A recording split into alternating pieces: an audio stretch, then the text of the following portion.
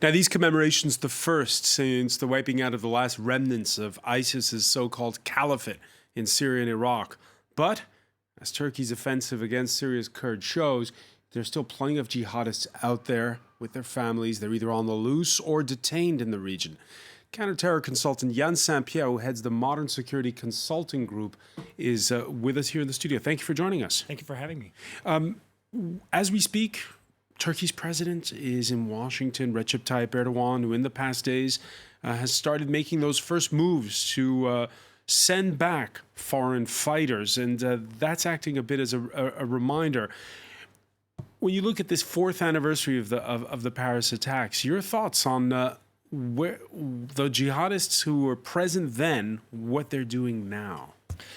Well, I look at the big picture, not just what's happening in Europe or in Syria, but I'm looking at how everything's expanded into the Sahel region, for example, in Africa, into Central Asia, into Southeast Asia, and how many more regions of the world have been affected over the last 4 years by Islamic State, so-called Islamic State fighters, and how the threat levels actually stayed up pretty much to the same level since then, despite the increase in measures. Even though the threat morphed, we see that's still pretty high. And when I look at this and the initiatives done by Erdogan to try to put pressure on European states to take back their fighters, it's just a reminder of how international and how global this threat is. Do you get the sense public opinion is sort of, well, discovering that we've really outsourced the problem?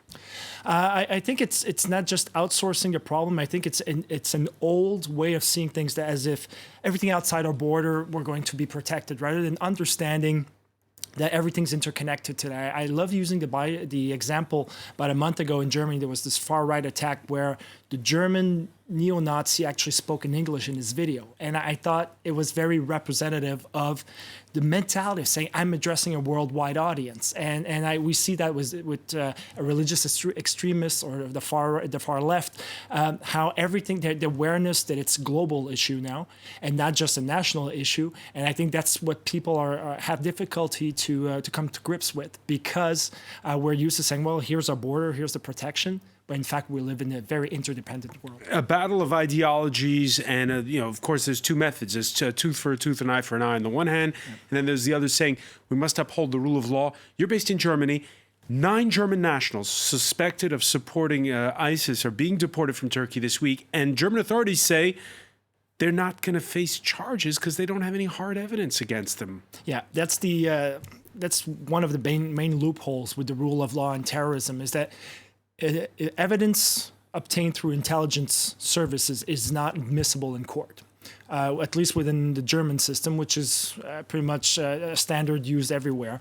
And the fact that is inadmissible in a trial creates more pressure on the prosecutors to try to prove that these people were actually involved in war crimes or with a terrorist organization, and therefore they're dangerous, but you just can't prove it. And under our current system, unless there are significant changes where intelligence obtained through the various agencies and services is admissible, we're still going to face that type of situation over and over again in various countries. Yeah, and right now, for the third day running, there's a U.S. citizen of Arab descent stranded in the no man's land between Turkey and Greece.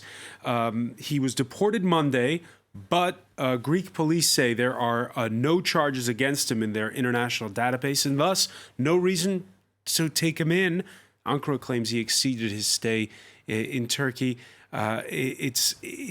Again, this shows how this whole process, where when you look at it a case-by-case basis, it's complicated.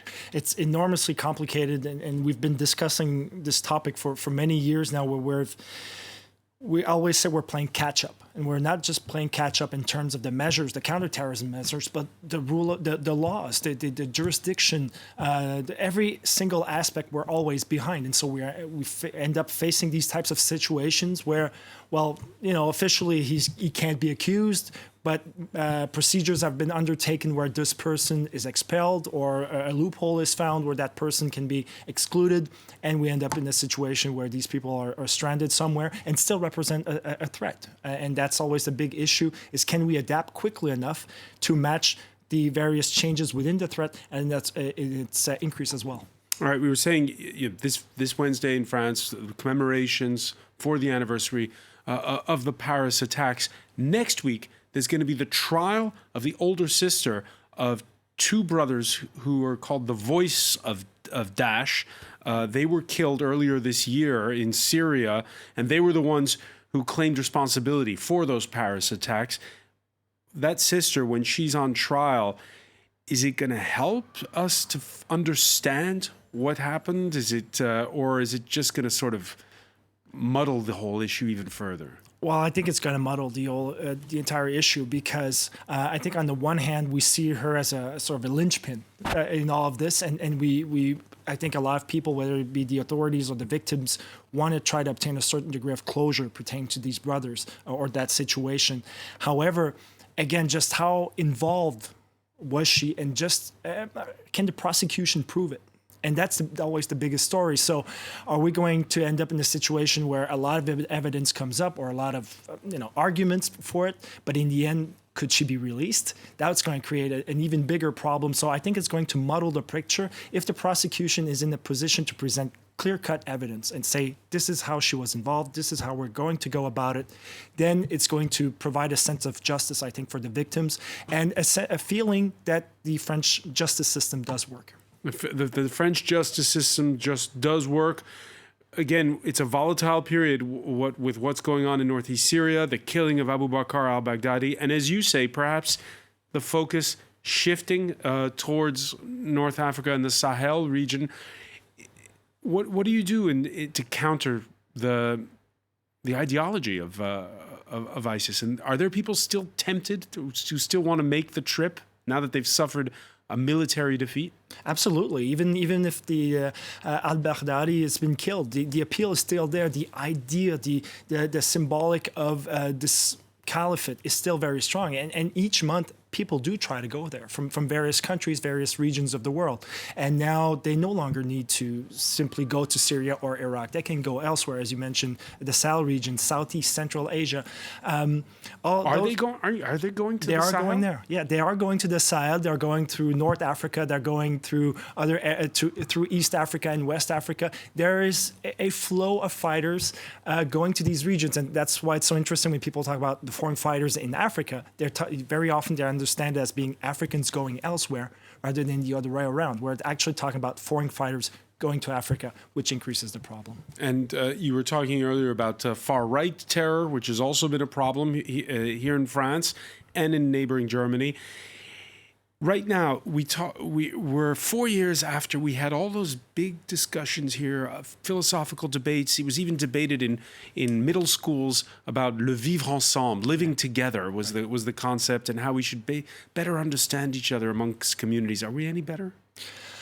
Oh, that's a really tough question. I think depending on the areas, we are. I think there's also a generational gap. I think there's an awareness that we're, especially for Europeans, the EU, being able to travel everywhere and study everywhere, I think that does create a certain vivre ensemble.